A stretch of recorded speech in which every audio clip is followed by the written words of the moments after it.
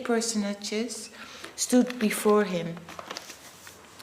The Lord ordered Murari, "Look at me." Murari saw Sri Ramachandra in person. He saw that Vishvambar, Lord Chaitanya, was sitting on a kingly throne with his bow, his complexion as green as fresh tender shoots of grass. He saw Janaki Devi, Sita Devi, on his left and Lakshman on his right. All round, the brave monkeys leaders were offering prayers. By the influence of Lord Chaitanya's transcendental pastimes, Murari, now perceiving his identity as Hanuman and seeing his beloved Ramachandra, fell down in an ecstatic swoon. Lord Vishvambar called out aloud, "Hey monkey, you seem to forget how the demon Ravana, who stole Sita Devi, burned your face. Enraged, you set ablaze his capital, Sri Lanka, and destroyed his entire race. I am that same Lord, your worshipful Lord. Now you are again in my presence. Rise, rise, Murari. You are as dear to me as my own life. I am that Lord Ramachandra, and you are Hanuman. Look now upon Lakshman, your beloved life and soul. You saved his life by bringing from afar the Kandamadana mountain. Offer obeisances to the lotus feet of Janaki, Sita Devi, whose distress moved you to profuse tears." Lord Chaitanya's words brought back Murari's consciousness, and upon awakening, he saw that wonderful scene and began to cry in Krishna Prema. Murari's ecstatic crying moved even the lifeless dry wood, what to speak of the assembled Vaishnavas. Again, Lord Chaitanya spoke to Murari, "You may ask me for any boon." Sri Murari replied, "My Lord, I do not yearn for anything. However, grant me just one wish. May I sing only of your glories. May I be born in any situation, but birth after birth, I simply pray that I may remember and serve you in the association of your servitors. O my Lord, please do not place me in any situation where I may deviate from the absolute truth, forgetting that you are the Supreme Lord and I am your eternal servant. Wherever you descend, accompanied by your eternal associates, I desire to be there as your insignificant servitor." The Lord replied, "So be it, so be it. I grant you this boon." Hearing this, a jubilant uproar from the devotees filled the air. All the Vaishnava devotees were naturally very affectionately disposed to Murari, who was always compassionate to all living entities. Such was the purity of Murari's devotion that merely his presence would transform anywhere into a holy place of pilgrimage, as transcendental as Vaikuntha. It is impossible to describe the greatness of Murari. Even the Supreme Lord advanced for the pleasure of Murari. Lord Chaitanya then declared, "All of you listen carefully. If anyone criticizes Murari, he cannot be saved by even 1,000,000 dips in the Ganga. In fact, the bath in the Ganga or even the chanting of Lord Hari's name will certainly destroy such a sinful wretch. Murari Gupta, the Supreme Lord is Gupta, secretly seated in Murari's heart. This is the spiritual import of Murari Gupta's name." Chanting Krishna's name, the Vaishnava devotees began to weep in ecstasy, seeing how Lord Chaitanya has showered his mercy upon Murari. Anyone who hears these pastimes of Lord Chaitanya's extraordinary magnanimity will receive Krishna Prema. While Murari and Sridhar wept in Krishna Prema, being in front of the Lord, Lord Chaitanya chewed on the betel pan, making loud cracking sounds. Lord Chaitanya then turned his benign glance on Haridas and called out, Haridas, look at me. Your body and birth is superior to mine. Your class and caste is more elevated than mine. Although that sinful Muslim tormentor inflicted great pain on you, yet in my heart I hesitate to punish him for that would surely disturb you. Such is your compassionate nature. Listen, Haridas, when you were lashed with the whip in the different marketplaces, I took up my Sudarshan disc and descended to earth from Vaikuntha, intending to sever the tormentor's head. While your tormentors were trying to beat you to death, at the same time you were thinking of their well-being. You were unconcerned about your own pains. You had only compassion for them. On account of your merciful heart, I could not use force. My Sudarshan disc weapon was rendered impotent. I could not strike those men because you were determined to forgive them. Being unable to see your misery, I protected you from their lashes by placing my back upon your back. I accepted all those lashes meant for you on my back. See the marks on my back. I'm not lying. Whatever other secondary reasons there were for my descent, unable to hear your sufferings, I hastened my advent to the world. My beloved Nada, Advaita Acharya, fully recognized who you are. I am totally bound by his loving devotion. Our beloved Lord Chaitanya is very expert in expanding the glories of his devotees. He will say or do anything to glorify and protect his devotees. He will even swallow fire for his devotees and willingly becomes his devotees' slave. Sri Krishna recognizes only his devotees and knows nothing else. To Krishna there is no one equal in position to his pure devotees. All those miserly offenders who are antagonistic towards such pure devotees of the Lord are devoid of all good fortune.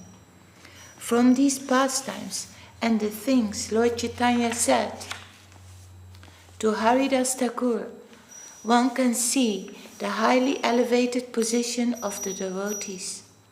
When Haridas heard about the Lord's magnanimous deed, he fell swooning to the ground. He lost all external consciousness and was immersed in an ocean of ecstasy. Lord Chaitanya said, wake up, see my opulent manifestation to your heart's content. Haridas awoke and becoming externally conscious in tears of transcendental love, he looked about perceiving the Lord's extraordinary manifestation. He rolled about all over the courtyard, sometimes breathing heavily, other times swooning. All the ecstatic symptoms swept over Haridas's body like a hurricane, and although the Lord tried to steady him, Haridas could not remain still. Thakur Haridas said, O Lord Vishwambar, you are the Lord and protector of the universe. Now the responsibility of delivering a lowly fallen wretch like me rests upon you. My Lord, how can I describe your transcendental glories as I do not possess any good qualifications? I am sinful and I am not even within the Vedic society. Just seeing me makes a person vulnerable to sin, and touching me makes one so contaminated that he must bath immediately. How then can I say anything about your divine pastimes? There is one fact that you yourself have stated.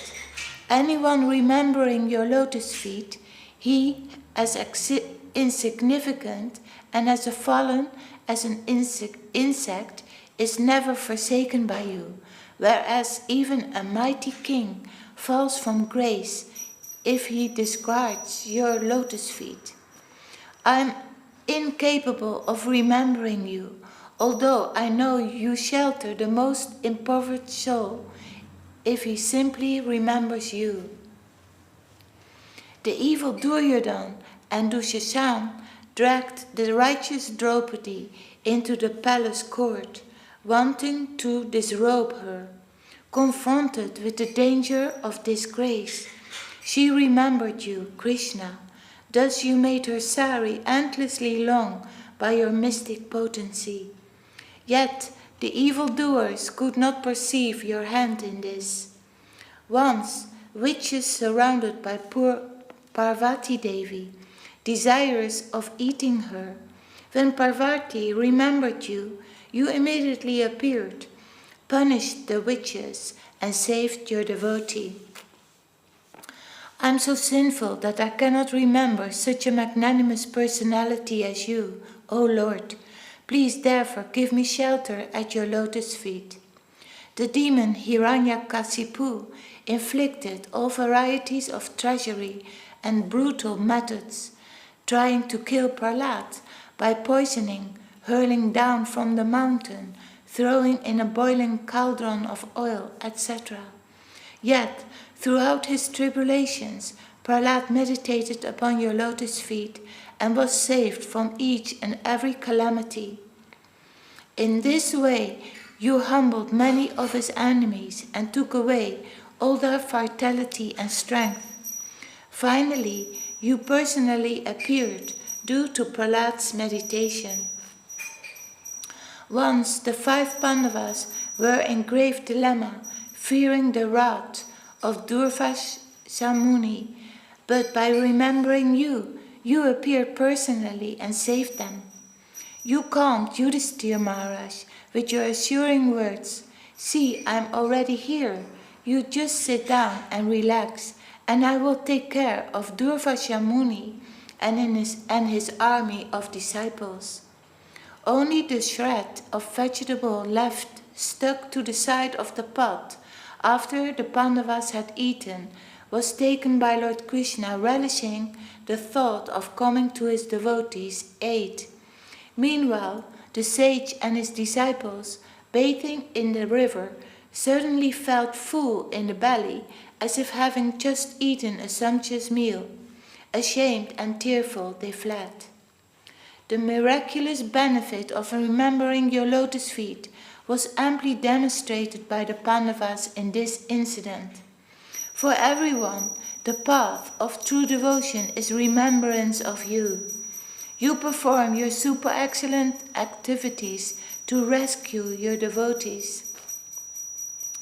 The story of Ajamil is a wonderful illustration that even in the most degraded state, one should remember the Supreme Lord at the moment of death.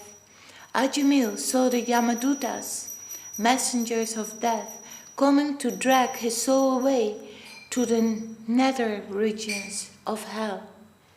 In fear, looking for shelter, he saw his son's innocent face and called out his name, Narayan, the holy name of the Supreme Lord, and this immediately reminded him of the Lord. As soon as his mind rested on the Lord, all his danger and distress disappeared. Only the most elevated devotees of the Lord have easy access to this greatest spiritual treasure, the constant remembrance of the Supreme Lord. This is not surprising. Can you read that last again? Have the constant pleasure. The holy name of the Supreme Lord, and this immediately reminded him of the Lord. As soon as his mind rested on the Lord, all his danger and distress disappeared. Only the most elevated devotees of the Lord have easy access to this greatest spiritual treasure, the constant remembrance of the Supreme Lord. This is not surprising. So it shows it's not a common or easy thing to have. To be able to always remember this splendor.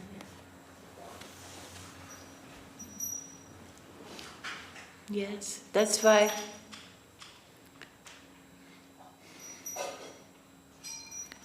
we have to chant all the time, right? That's why we have to We can't chant. No, we cannot. But practicing, right? Aspiring, practicing. And then, by the mercy of Gurudev, that will come more and more. And the mercy of the Lord. He is remembrance and forgetfulness. You see how a fallen soul I am. I forget everything. Jai, Sri Chaitanya Bhagavat, Ki Jai, Sri Vrindavan Das Thakur, Ki Jai, Sriman Sarva Bhavana Das, Ki Jai, Jai Srila Gurudev. And we usually read then also something from Sri Guru and His Grace. By His Divine Grace Swami Bhakti Rakak Siddhadev Goswami Maharaj. Initiation into Transcendental Science. Devotee, can you explain the real meaning of Diksha, initiation? Srila Sridhar Maharaj. Srila Jiva Goswami has explained this in the Bhakti Sandarbha. Divyam Gyanam Yato Daryat Kuryat Papasya Sankasham Tasmat Diksheti Sa Prokta Desi Kais Tattva Govida. Dai. Experienced scholars have explained the meaning of Diksha, or spiritual initiation, in this way. Diksha is the process through which transcendental knowledge is imparted by the preceptor to the disciple. As a result, all the disciple's previous bad tendencies are crushed. Through Diksha, all previous commitments are cleared, and one gets the light of new life in relationship with the Transcendental Lord.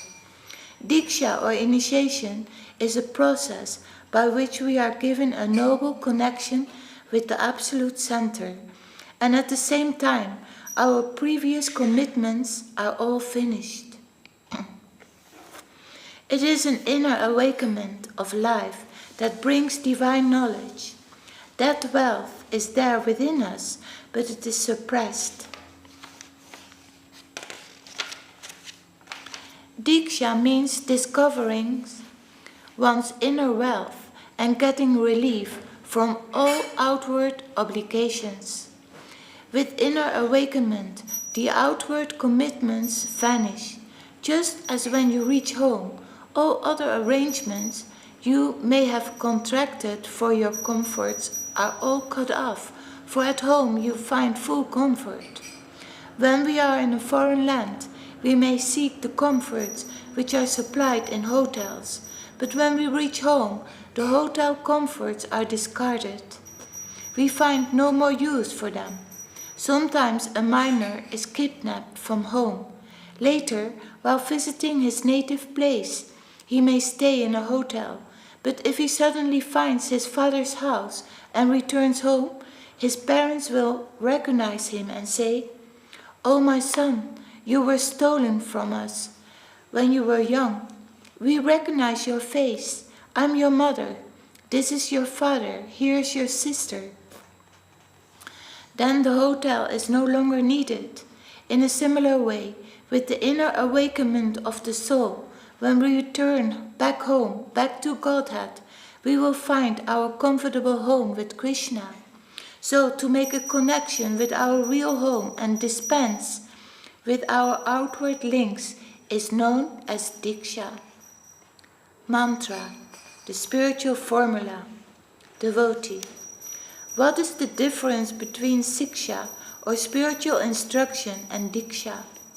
Srila Sridhar Maharaj. Diksha mainly involves initiation into the mantra, the spiritual formula. Other instructions are necessary to substantiate it, to help it become effective. Certain activities are also helpful. These are all parts and parcels of initiation. So a general direction is given by Diksha, but how to substantiate that? Details are necessary. In the Srimad Bhagavatam 7.5, 23-24, it is said, Shravanam Kirtanam Vishnu, Smaranam Parasevanam, Archanam Vandanam Dasyam, Sakyam Atmanivedanam, Iti Pumsarpita, Vishnau Bhaktis Jan Nava Lakshana, Kriyeta Bhagavati Adatan Manye Ditam Uttamam. Hearing about Krishna, chanting Krishna's glories, remembering Krishna, serving Krishna's lotus feet, worshipping Krishna's transcendental form, offering prayers to Krishna, becoming Krishna's servant, considering Krishna as one's best friend, and surrendering everything to Krishna. These 9 processes are accepted as pure devotional service. All these things are advised. 1,000 details may be necessary. Initiation, spiritual invasion. If a general plans to invade another country, he must first chalk out his strategy of attack in a broad way. When he goes to practically execute his plan, so many obstacles appear, and he has to solve them and march on. If one plans to travel, first he conceives of the whole plan in a nutshell. From this foreign land I will return home by this route. But to carry out the plan in practice, so many details are necessary. First it is chalked out in a rough plan, and then he must practically do so many things. First he must hire a taxi. Then he has to go to the airport to purchase a ticket for the plane. In this way, so many details are required. So from partial knowledge, we have to develop final knowledge. This detailed knowledge is known as Siksha. Devotee. What is the position of a devotee who, although not yet fully free from the influence of Maya, accept disciples on the order of Sri Chaitanya Mahaprabhu and his spiritual master? Srila Tridandi Maharaj.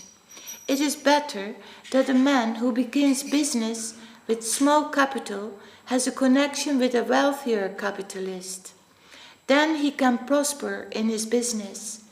In a similar way, as long as one is not completely established in Krishna consciousness, he must have some connection with superior aid. Then he will be safe. If we are to fight face to face with Maya, illusion, help from the higher agency should be our only resource. It is very difficult to control Maya. Krishna says in Bhagavad Gita 7:14, Daivi hi esa guna mai, mama maya durajaya, mam eva ye prapadyante, mayam etam tarantite. My illusory energy is impossible to overcome. Only one who surrenders to me can cross beyond it.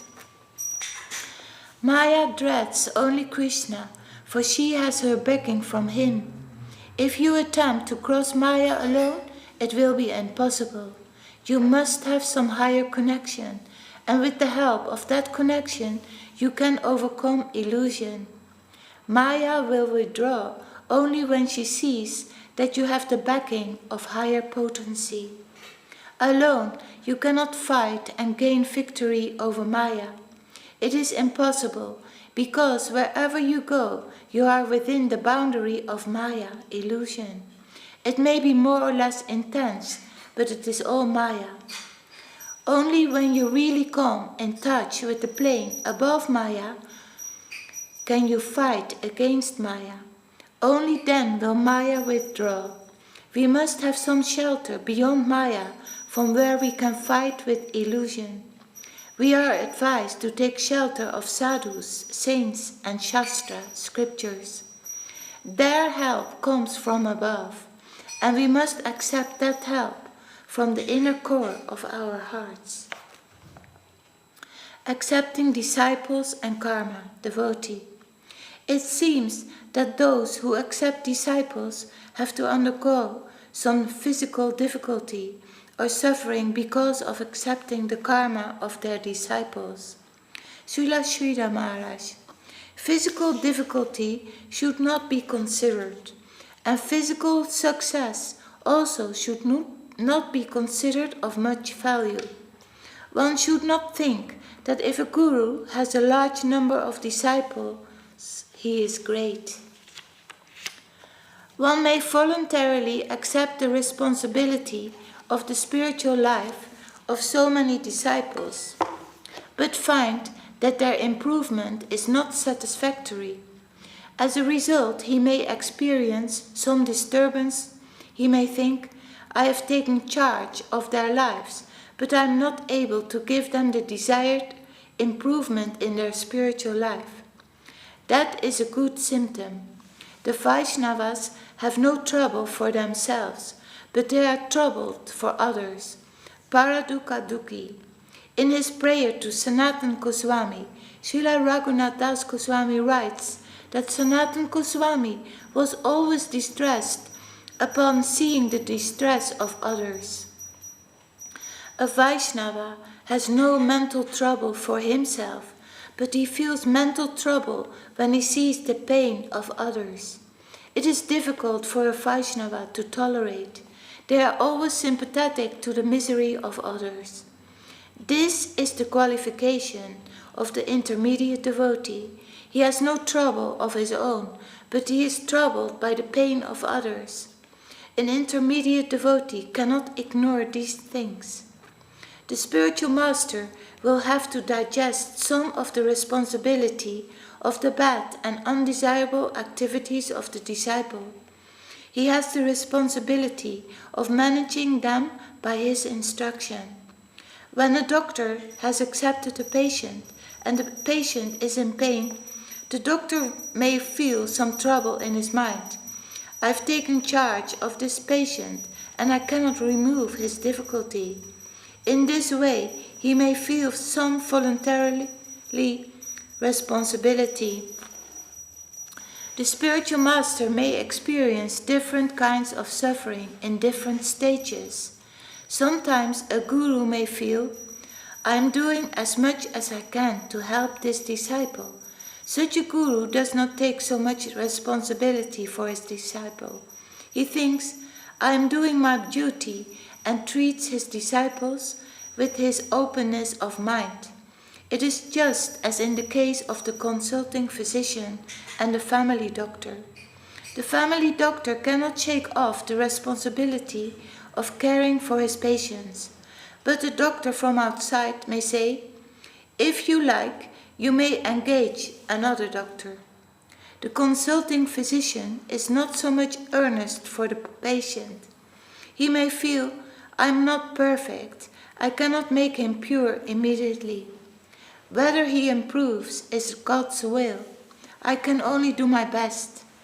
From the beginning of their relationship, just as a doctor may approach his patient with this attitude, the guru may approach his disciple.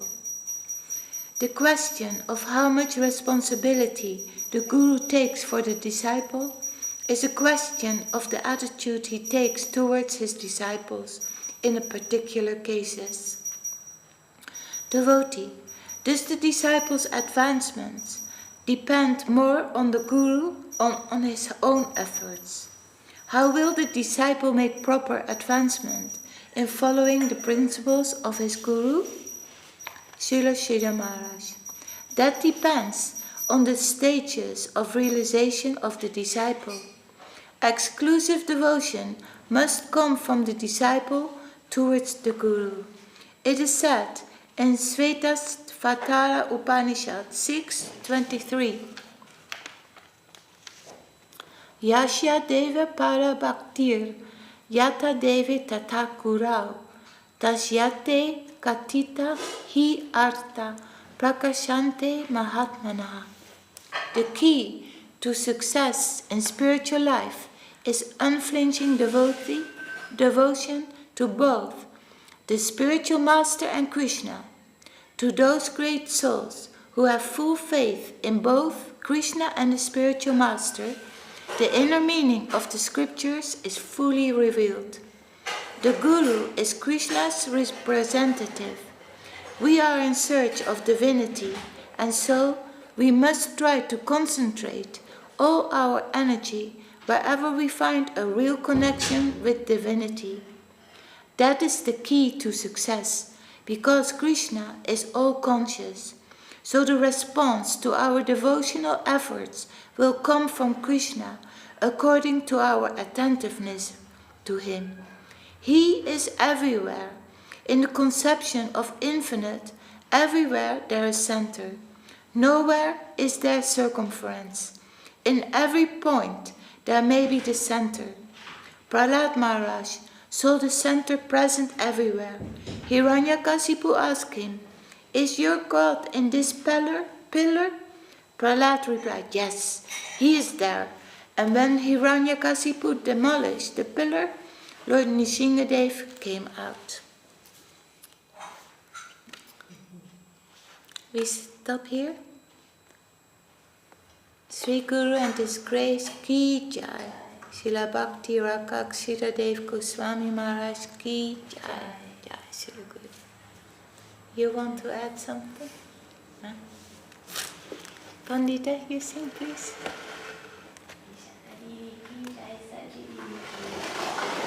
Vishakaditi Ki Jai.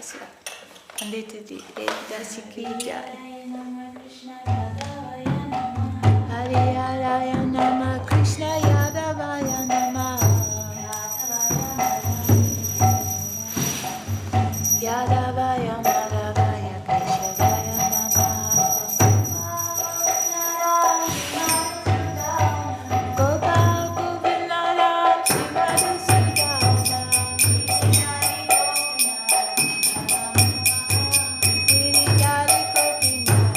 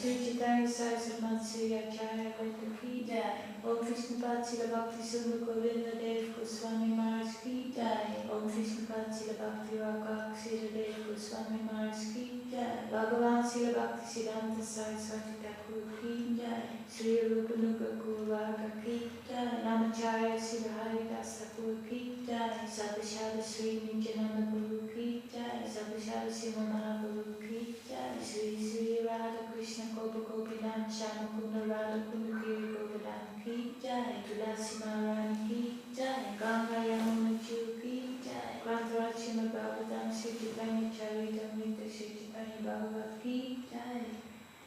Sri Navadvip Dham Ki Jai. Sri Mayapur Dham Ki Jai. Sri Vrindavan Dham Ki Jai. Sri Purushottama Dham Ki Jai. Jagannath Baladev Subhadra Chu Ki Jai. Sri Chaitanya Saraswati Mat Ki Jai. Sri Chaitanya Saraswati Mat East London Chapter Ki Jai. Sri Chaitanya Saraswati Mat West London Chapter Ki Jai. Samudrita Gaura Bhakta Vrinda Ki Jai. Samudrita Vaishnava Mandala Ki Jai. Harinam Sankirtan Ki Jai. Shakadev Das Ki Jai. Nita Gaur Premanande.